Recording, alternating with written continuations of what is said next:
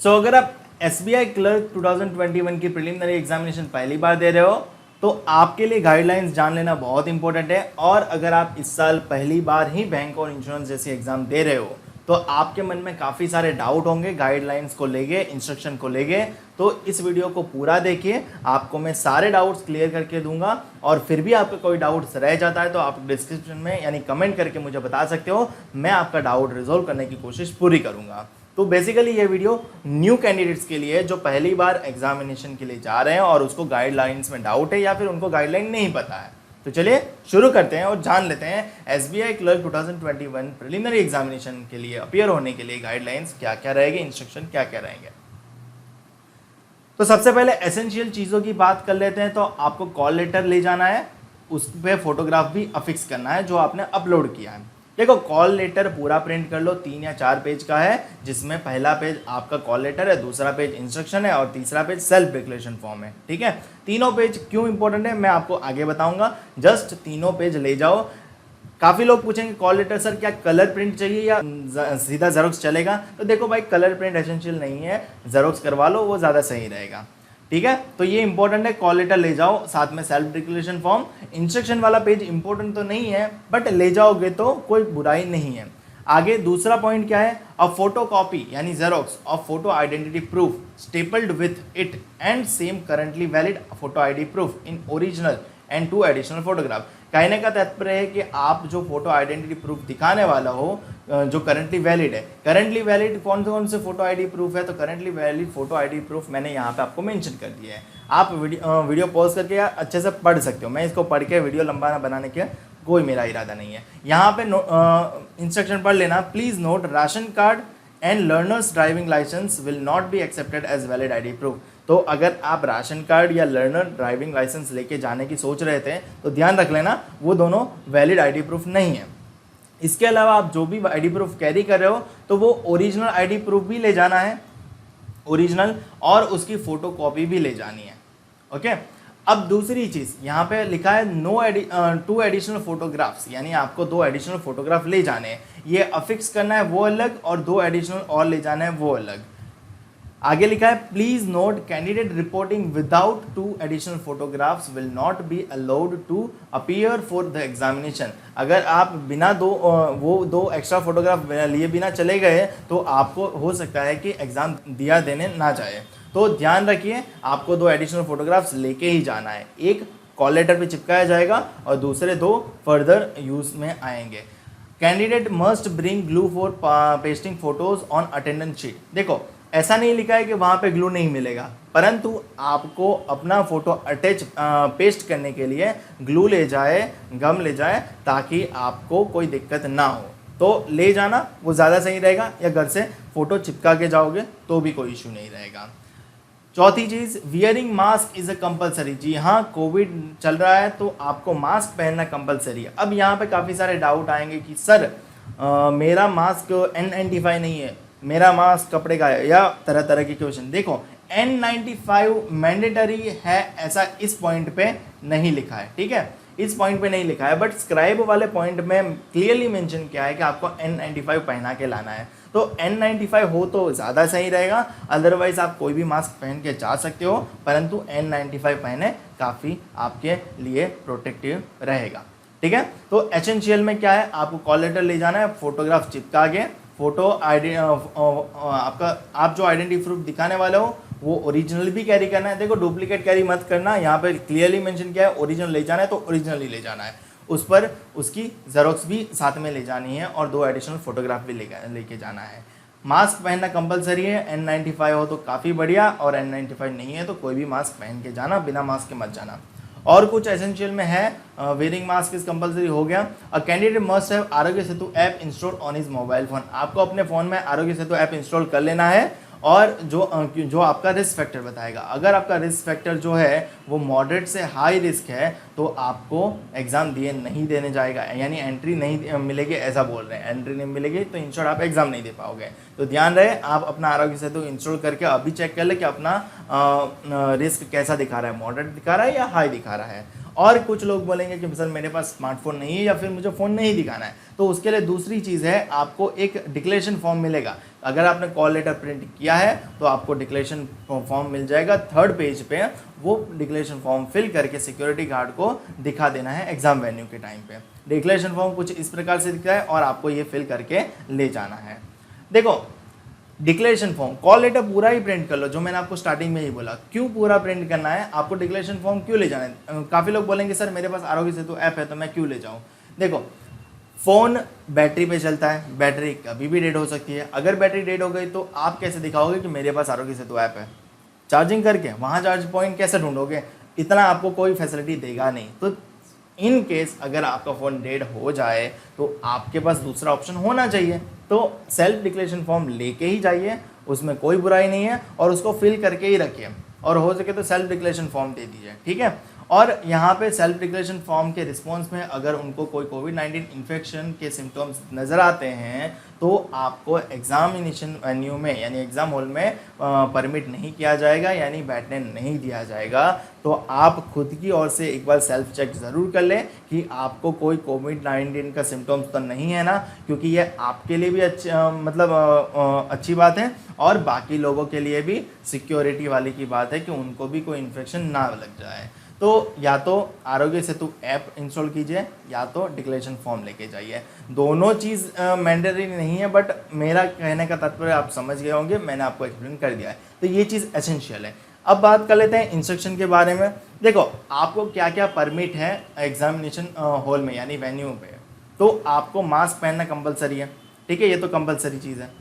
Gloves आप ले जाओ तो अच्छी बात है, नहीं ले जाओ तो कोई इशू नहीं, ये आपके प्रोटेक्शन की बात है। पर्सनल ट्रांसपेरेंट वाटर बॉटल, देखो यहाँ पे मेंशन किया है ट्रांसपेरेंट, तो आपको पानी की बोतल, अगर आपको लगता है कि 1 घंटे में पानी की प्यास लगने वाली है तो आपको अपना पानी लेके जाना है, क्योंकि यहाँ पे मेंशन कर दिया candidate should bring their on water bottle. तो वहाँ पे पानी नहीं होगा ऐसा नहीं है, हो सकता है होगा, परंतु कोविड-19 को ध्यान में रखते हुए उन्होंने ये चीज़ बोली है। आगे क्या लिखा है, पर्सनल हैंड सैनिटाइजर ले जाओ 50 ml का। देखो वहाँ पे सैनिटाइजर होगा, परंतु आप अपना भी कैरी कर लो ताकि आप खुद का प्रोटेक्शन भी कर सको। तो ये ऑप्शनल चीज़ें हैं जो आपको कैरी कर सकते हो, नहीं इच्छा है तो मत कैरी करो, कोई इशू नहीं है, परंतु अपने सेफ्टी प्रोटेक्शन के लिए ये चीज़ ले जाओ।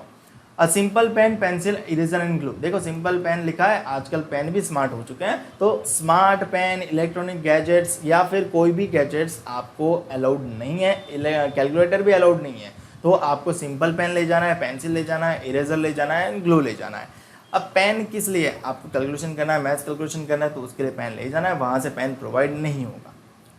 ओके आगे क्या लिखा है, ये इंपॉर्टेंट पॉइंट है, exam related documents, call letter, photocopy of ID and stapled with it, ID card of original, 2 additional photograph, original ID same as photocopy is also to be brought for verification. The name on the ID and the call letter should be exactly same. यहाँ पे देखो name on ID, आपके ID card पे जो name है वो same होना चाहिए कॉल लेटर, मतलब जो नेम है आपके आईडी कार्ड पे वो कॉल लेटर में भी जो नेम है उसके साथ एग्जैक्टली मैच करना चाहिए। अगर आपके कॉल लेटर के साथ मैच नहीं करता है तो कॉल लेटर पे जो नेम है वैसा आईडी प्रूफ दिखाइएगा, आप कोई भी दूसरा आईडी प्रूफ मत दिखाइएगा। आगे लिखा है in case of scribe candidate, अगर आप स्क्राइब ले जा रहे हो तो स्क्राइब के लिए भी आपको सेम प्रोटोकॉल फॉलो करने हैं, फॉर्म भरना है, साइन करना है, फोटोग्राफ अफिक्स करना है। No other items are permitted inside the venue, इसके अलावा आपकी कोई भी आइटम्स एग्जाम वेन्यू के अंदर परमिट नहीं की जाएगी। आगे कुछ इंस्ट्रक्शन देख लेते हैं। You must report at the examination venue before 15 minutes of the reporting time. ध्यान रखें लेट ना होइए, क्योंकि लेट होने पे यहाँ पे लिख दिया गया है latecomers will not be allowed to take the test, latecomers will not allowed, वो अलाउड नहीं होगा। और आगे लिखा है candidate will not permitted to leave the examination hall till the time of the test is over and और permission to leave the hall is given by the test administrator. यानी आप अगर पेपर पहले खत्म कर लेते हो तो भी आप एग्जामिनेशन हॉल लीव नहीं कर सकते हैं, आपका एडमिनिस्ट्रेटर बोलेगा उसके बाद ही आपको एग्जामिनेशन हॉल लीव करना है। अब यहाँ पे इस वाली कंडीशन के लिए एक स्टार करके सब कंडीशन ज्वाइन की है।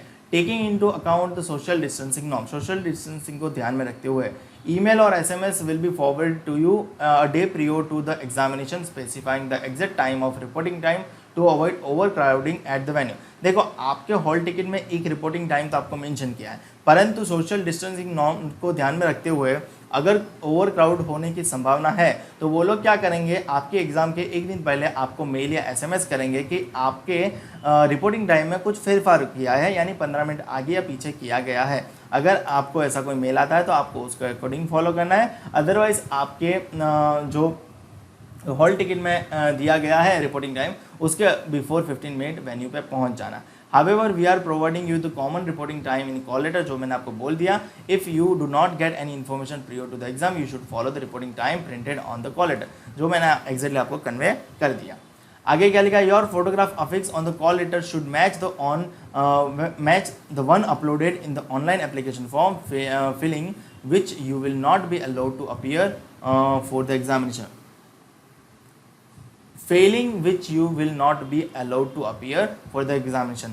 देखो यहाँ पे काफ़ी इंपॉर्टेंट पॉइंट है, बोल दिया गया है कि आप जो फोटोग्राफ अफिक्स करने वाले हो और 2 कॉपी कैरी करने वाले हो, तो वो जो फोटोग्राफ है वो आपने ऑनलाइन फॉर्म भरते समय जो अपलोड किया था उसके साथ एग्जैक्टली मैच करना चाहिए। अगर ऐसा मैच नहीं हो रहा है तो आपको एग्ज़ाम में अपीयर नहीं किया जाएगा। अब काफ़ी लोग बोलेंगे कि सर सेम फोटोग्राफ मेरे पास नहीं है, सॉफ्ट कॉपी है, सर फोटोग्राफ की प्रिंट करवा लो। सर मेरे पास सॉफ्ट कॉपी भी नहीं है, दिक्कत हो गई वगैरह वगैरह वगैरह। देखो, इन केस ऑफ एनी इमरजेंसी आपके पास जो है वो ले जाओ, परंतु अगर आपके पास सगवड़ है, टाइम है, सुलह है, तो आपको क्या करना है, जो फोटोग्राफ अपलोड किया है वही फोटोग्राफ की 2 कॉपी एक्स्ट्रा और एक अफिक्स करके ले जाना है। ठीक है। Registration at the exam venue will be done through the photo capture. आपका एग्जाम सेंटर पे फोटो कैप्चर यानी बायोमेट्रिक फोटो कैप्चर होगा, सॉरी, ठीक है। Photo captured will be match with the photo uploaded by you in the application. आपने जो application में photo upload किया है वो फोटो उसके साथ मैच होना चाहिए, वरना आपने बहुत पुराना फोटो अपलोड कर दिया हो और अभी के करंट आपके फेस से मैच नहीं हो रहा है, तो ऐसा नहीं होना चाहिए, क्योंकि यहाँ से काफ़ी सारा फ्रॉड भी होता है, चीटिंग भी होती है। तो ध्यान रखें, को थोड़ा बहुत चलेगा बट आपको पता लगना चाहिए कि भाई दोनों बंदे सेम हैं। ध्यान रखें, ज़्यादा बीएड आ गई है तो थोड़ी ट्रिम कर सकते हो, और बिना ट्रिम करके जाओगे तो भी कोई इशू नहीं है, परंतु पता लगने जाना चाहिए कि दोनों फोटोग्राफ में पर्सन एक ही है। As printed in the call letter you must not change your appearance from the photo uploaded by you. मैंने आपको बोल दिया। Your signature should tally with the signature uploaded. जो आपने सिग्नेचर अपलोड की है उसी वही सिग्नेचर आपको कॉल लेटर पे भी करनी है। In case of any discrepancy यानी कोई भी मिसमैच होगा, you will not be allowed to appear for the examination. तो ध्यान रखिए, आपने जो सिग्नेचर अपलोड किया है वही सिग्नेचर करनी है इन्विजिलेटर के सामने। मैं आपको बताऊंगा, इन्विजिलेटर के सामने करनी है। देखो, आप कॉल लेटर में फोटो चिपका के जा सकते हो, सेल्फ डिक्लेरेशन फॉर्म चिपका के जा सकते हो, बट वहाँ पे कैंडिडेट की सिग्नेचर की जगह आप खुद की सिग्नेचर पहले से करके नहीं जा सकते। यहाँ पे मेंशन क्लियरली किया है, you will have to affix your signature in the space provided in the call letter in the presence of invigilator. Invigilator के सामने ही ये चीज़ कार्य करना है। अब कुछ लोग बोले सर मैंने तो पहले कर दिया तो कोई इशू नहीं, बट अगर करना बाकी है तो कोई ऐसा मतलब मत करो, और एक कॉल लेटर को भी एक्स्ट्रा कैरी करो। इन केस ऐसी एरर हो जाए या फिर पानी गिर जाए तो आपके पास दूसरा ऑप्शन रहे। ठीक है। आगे लिखा है, mapping of the candidate roll number and the lab number will not be displayed outside the venue but the same will be intimated to the candidate individually to the time of entry of the candidate exam venue. पहले क्या होता था, आगे board लगा दिया जाता था, वहाँ पे से आप अपने रोल नंबर और लैब नंबर फाइंड कर सकते थे, बट यहाँ पे मेंशन कर दिया है कि ऐसा नहीं होगा। आप जब आपको पर्सनली इंटीमेट किया जाएगा जब आप एंट्री लोगे तब। ठीक है। If candidate is availing service of scribe, देखो मैंने बोला था ना N95 क्लियर मेंशन किया है, तो N95 लेके जाओ, ज़्यादा सही रहेगा। Then scribe also should bring their own gloves, N95 mask, sanitizer and transparent water bottle. Wearing a mask is compulsory. Both candidate and scribe will require to wearing N95 mask. यहाँ पे आपका भी नाम ले लिया गया है। Both candidate and scribe will require to wearing N95 mask. Emergency में चल जाएगा, बट N95 की सगवड़ है तो वही ले जाओ। Please note that the candidate is allowed to appear only once for examination. आप एक ही बार एग्जामिनेशन के लिए अपीयर हो सकते हो। अगर आपने मल्टीपल फॉर्म रजिस्टर किए हैं तो आपको दिक्कत हो सकती है। Multiple appearance will result in cancellation of candidature. आपका कैंडिडेचर कैंसिल किया जाएगा अगर आप मल्टीपल टाइम एग्जामिनेशन के लिए अपीयर हो। काफ़ी सारे बच्चे होते हैं ना जो मतलब 2-3 स्टेट से अपीयर भर लेते हैं। In case of more than one call letter have been generated, you are advised to appear only for only against the last successful registration on the date at the time of mention on the respective call letter. All the other call letters are to be surrendered. आपको बोल दिया गया है अगर आपने more than one registration किया है तो आपका लास्ट टाइम जो रजिस्ट्रेशन हुआ है वही मान्य रहेगा, सक्सेसफुल रजिस्ट्रेशन, और बाकी सारे कॉल लेटर आपको सरेंडर करने रहेंगे। तो मैं आशा करता हूं कि आपको सारे इंस्ट्रक्शन समझ में आ गए होंगे। फिर भी कोई इंस्ट्रक्शन आपका डाउट क्लियर नहीं हुआ है तो आपको कमेंट सेक्शन में मुझे बता देना है, तो मैं आपका डाउट क्लियर करने की कोशिश पूरी करूंगा। तो फिलहाल इस वीडियो में इतना ही। वीडियो अच्छा लगे तो लाइक करो, शेयर करो अपने दोस्तों के साथ, ताकि उनको भी, अगर ये लोग भी नए हैं और पहली बार एग्जाम के लिए अपेयर हो रहे हैं, तो इन लोगों को भी इंस्ट्रक्शन कंप्लीटली पता चले। और चैनल को सब्सक्राइब नहीं किया है तो चैनल को सब्सक्राइब कर लो, साथ में बेल आइकन भी प्रेस कर दो, ताकि जब भी मैं आपके लिए नया वीडियो अपलोड करूँ आपको उसका नोटिफिकेशन सीधा मिल जाए।